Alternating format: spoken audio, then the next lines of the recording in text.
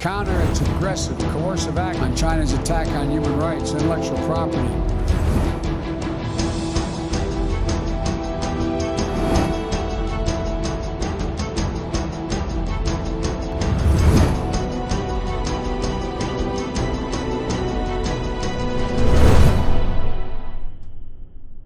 On June 23, at the 47th session of the Human Rights Council of the United Nations, the Western countries, mainly the United States and Canada, together with 40 countries such as the United Kingdom and Australia, suddenly launched an attack on China's Xinjiang, denounced the Xinjiang issue, and demanded that China accept the unreasonable request of 40 countries to go to Xinjiang for inspection. On the basis of lies, the United States abused the list of entities to crack down on the industries in Xinjiang, damaging the people's right to survival and development in Xinjiang.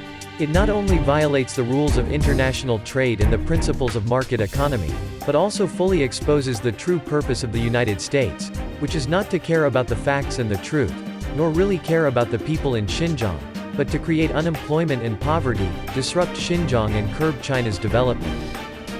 Whether a country's human rights situation is good or not, its people have the best say. According to previous surveys by relevant international authoritative organizations, the Chinese people are more than 90% satisfied with the Chinese government. The numbers will not lie.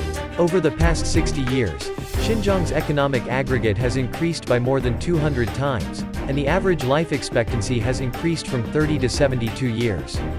In the past 40 years, the Uyghur population in Xinjiang has doubled from 5.55 million to more than 12 million. In 2020, more than 3 million rural poor people in Xinjiang will all be lifted out of poverty. On the contrary, countless facts show that the United States and the West are the biggest destroyers of the development of international human rights. A Canadian boarding school recently discovered the remains of more than 200 indigenous children, shocking the world. The human rights records of the United States, the United Kingdom and other countries are also shocking. Whether it is the tragic persecution of indigenous children, police violence is common, racism is difficult to eliminate, the proliferation of guns, or the frequent occurrence of anti-Muslim, anti-African, and anti-Asian words and deeds, or military intervention that leads to serious humanitarian disasters, unilateral coercive measures violate basic human rights in other countries. In this regard, more than 90 countries represented by Belarus supported China at the meeting and opposed Western countries' abuse of human rights and gross interference in China's internal affairs. There are opinions on right and wrong, and justice is in the hearts of the people. The mask of human rights defender in the United States and the West can no longer be worn. Just like the various attacks against China in the past, the new campaign of spreading rumors is bound to end in failure.